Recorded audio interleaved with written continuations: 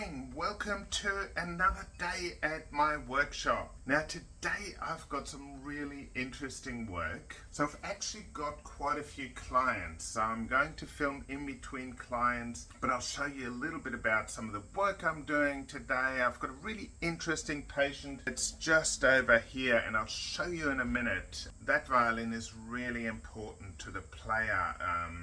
She has lived her life with some mental health issues, and her violin is her solace. Like, it really helps her. It's out all the time, and unfortunately, because it's out all the time, it was actually left out during a time of extreme humidity, and the neck came out. Apart from that, I'm going to be setting up some instruments. I've got some people trying instruments today, just some students. I'll be finishing those instruments, and then there's just a few service and repair jobs that I'm doing. There's nothing really elaborate. The most interesting one is probably the humidity damaged violin. So take a look at this. It's just insane what happens when you leave an instrument in humidity too long. So when you ever have something like this, the first thing you have to do is you have to take off the strings.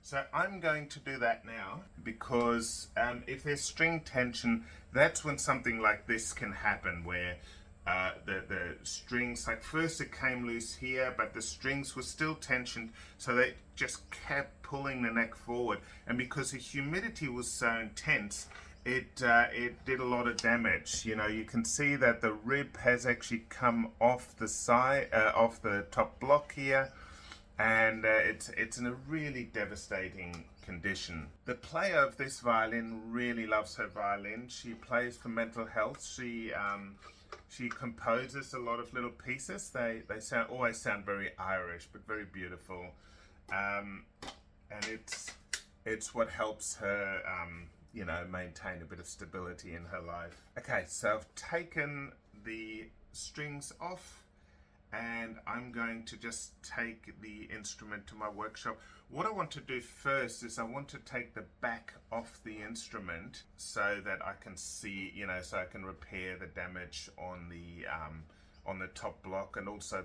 the back join is open here. So I'll take this instrument to my workbench now.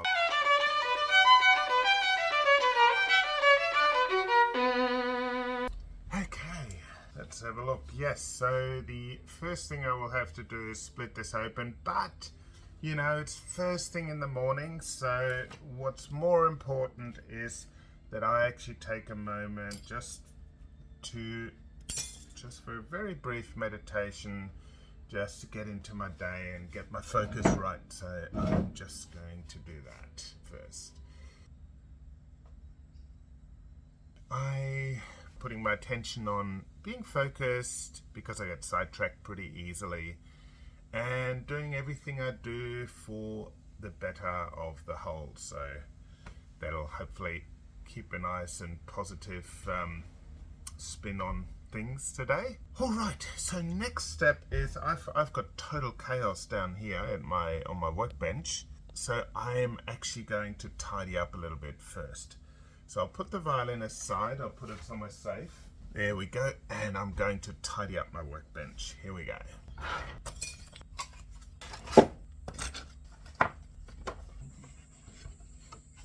There it is, my workbench is clean.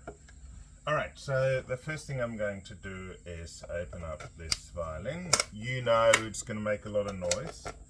It's actually fairly loosely glued, which is probably why it came apart. So I'm going to actually have to look at making sure this area here fits really well when I put it back together, because we don't want that to happen again. It's always so devastating.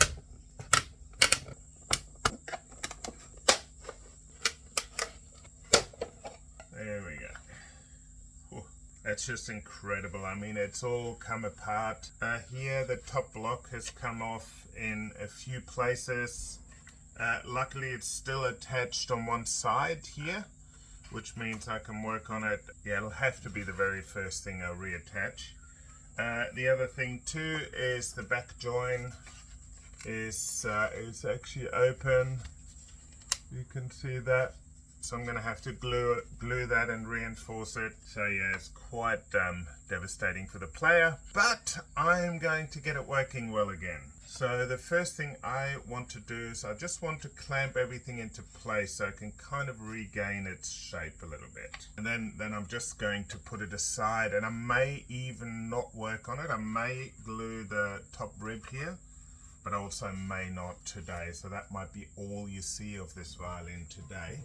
But I'll make another video about it another time. So I'm making sure that the top block is actually level with the top plate in here. So I've put in this clamp. Actually, I have to soak some of these areas, get the glue off. I don't want to soak it too long because I really don't want to make it worse. So I'm using a bit of cold water. That's a great thing about hide glue.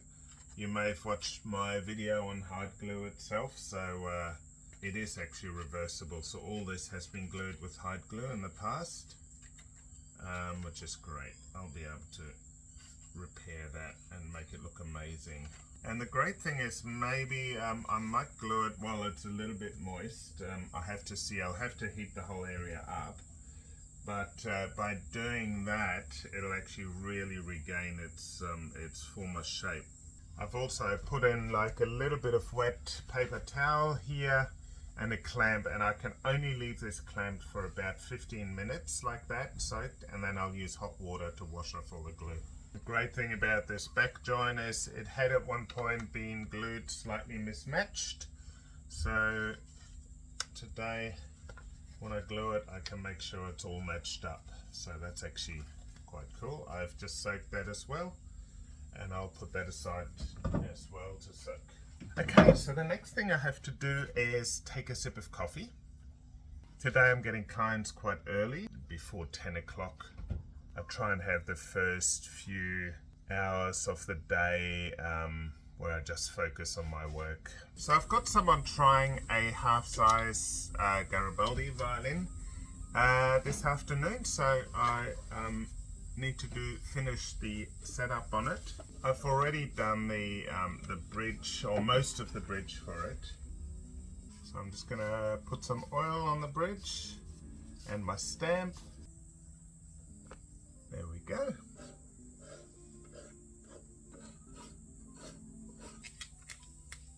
Being a lot better.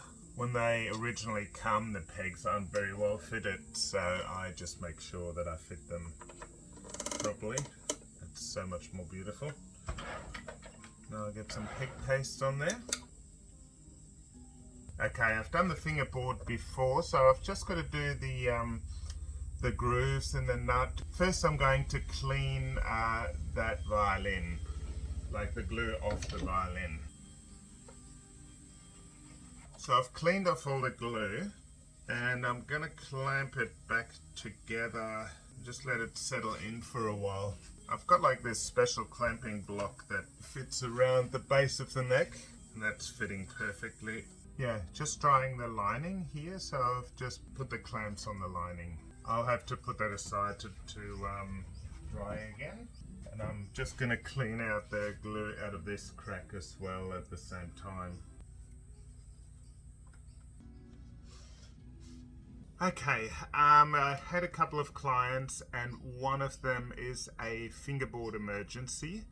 So it's a cello fingerboard. So I'm currently planing the fingerboard.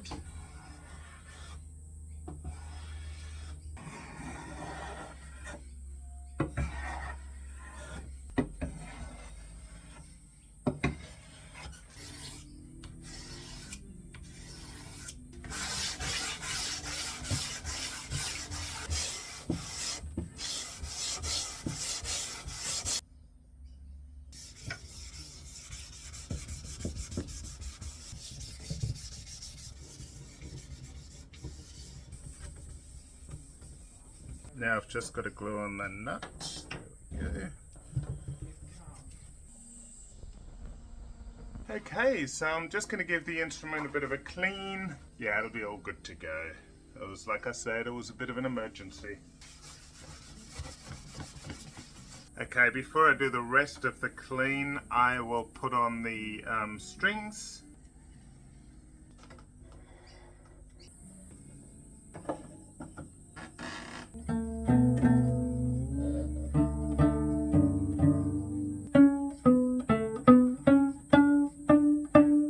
I'm just gonna do a bit more of a clean and then that'll be done.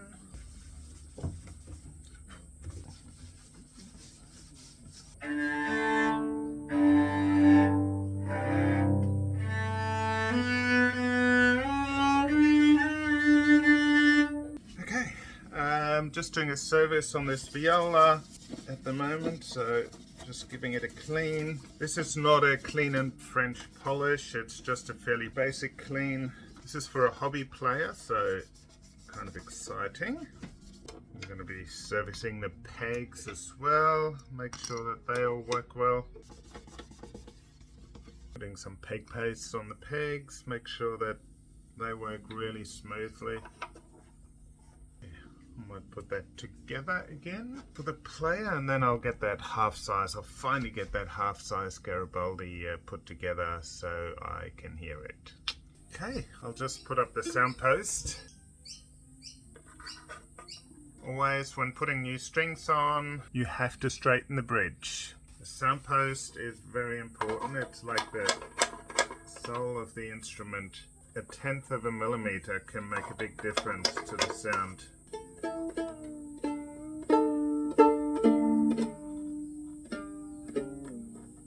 These strings have unusual tension. I kind of tuned them a bit too high, but that's alright now. Yeah, don't ever tune your strings too high. That's not a good idea. Okay, after lunch I'm just going to do the final checkup and that'll be all good to go. Okay, now to putting the strings on the half-size violin.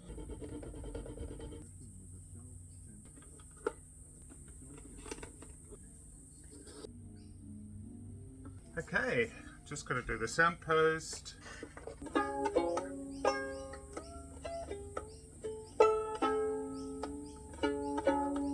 Okay, I'm gonna let that hang till after lunch. Then I'll do all the final work on it. So I'll see you guys after lunch. Just heading for my bike ride. Just got to the top of the hill, so a bit out of breath.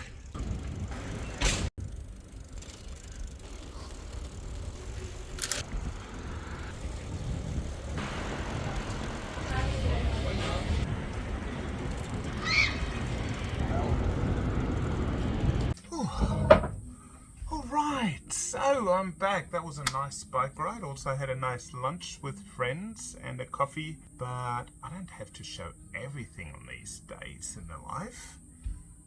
Some friends like to stay anonymous. Okay, so the violin's settled now. The sound post is a tiny bit too long, so I'm going to take it out and shorten it.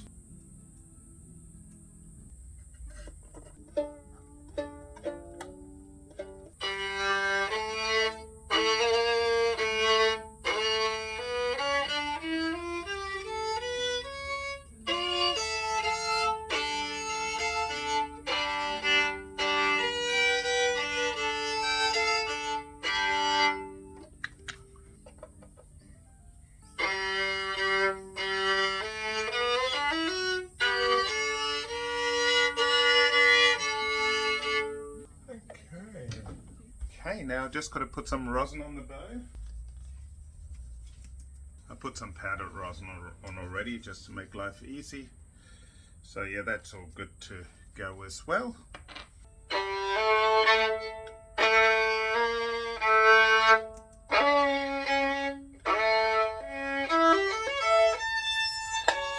Ooh, it's too short. Yes, that's really nice. I think that'll actually suit the player really well. Just had another violin come in. It's a 5-string actually, 5-string violin, and it's not sounding quite the way it should. I mean, one of the things that I can see is the bridge is really bent, and when a bridge is bent, a lot of the sound won't make it down to the top plate. And instead of going to the top plate, it actually flexes the bridge a little bit, like vibrates into the bridge. So bridge needs to be really straight. That's always good to know as well. But also, there's a couple of open spots here. We're just going to email the client to let them know what the problem is. Just going to clean this this next violin. It's a Sumner violin from 1990. And 1990 is actually the year I went to Germany and worked in Bremen at a very well-known company at the time. They employed so many really wonderful violin makers and quite a few masters. Basically got to work all over the world. Alright, so I already made the bridge for this violin, this German violin. So I'm just gonna put some oil on there, put my stamp on, of course, and then I can set the violin up. The player's not spending a huge amount on it, and it's not it was made in Germany in 1990. It was just before a lot of the Chinese instruments came online. So the quality, it's okay, but it would have been better than a lot of the Chinese instruments that we were getting at the time, and Korean instruments, but not a lot better. So one of the things that happened with Chinese makers bringing out better quality, it basically meant that all the large violin workshops and manufacturers had to step up their game. So it was actually a good thing. So I've got the stamp on here. Okay, so I've rubbed glue in here and I am just clamping this shut. So yes, I've also glued this up. Sorry, I kind of forgot to film. But I basically put glue in and I closed the clamps and it's ready to dry. I'm going to put one little final clamp on this end because it's just a tiny bit open here on one side, so I'm going to force it down just a tiny bit. There you go. So I force that down. Now that can dry overnight, gives it plenty of time, and then tomorrow I'll be putting cleats on here. Now putting a few cleats, people have been asking if cleats affect the tone a lot. Putting a few cleats on the instrument doesn't. Putting a lot of cleats on does a little bit more, but you kind of have to put them on. But I've always been able to make it work, so I haven't really had situations where putting a lot of cleats on has really had a really terrible effect on the instrument. Okay, it's getting pretty late in the day. I'm keen to get the strings on this instrument. I got interrupted twice by clients. So I'm going to put a bit of grease on these fine tuners and then put the strings on. I'm using Violino strings on this instrument. I think it'll work well. They'll work well. They're not too expensive either, which can be good. Put the grease on. I have like a little stick of grease here that I use. I created it myself, made it out of a something similar to a straw, metal straw. So it's just a little round piece of stainless steel that I found. Now this instrument isn't like the greatest, but it has a huge amount of sentimental value to the player. So she wants to get back into it a little bit, and she found her violin in a not very good condition, so she's super excited to get it back. She'll be getting it back tomorrow. I can hear that the plates are very thick on this instrument. It's not a very strong sound. Yeah, the German, even though the workshop instruments, the German workshop instruments, they used to leave the plates a lot thicker, so it gives them that more studenty kind of sound, makes them a lot harder to break, but gives them not such a nice tone. So I'm going to have to really work on the sound pose to optimize this violin. I know I haven't played it much, but I just hearing on how the instrument's responding to the strings. Make sure I straighten the bridge when I put strings on. Well, hopefully at some point in the future the player will buy a little bit better instrument. Like I said, it's got a lot of sentimental value to the player. So, but it would be good if they did pick up a little bit nicer sounding instrument.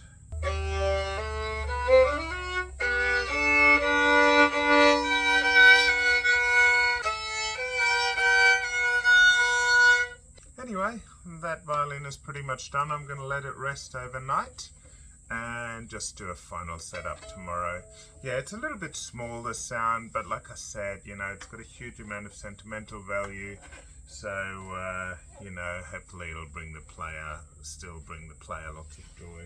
That's pretty much it for today. Yeah, I mean, it was a really busy day. I did have a lot of clients in between. I don't always show my clients coming in because, you know, just to allow them to have their privacy.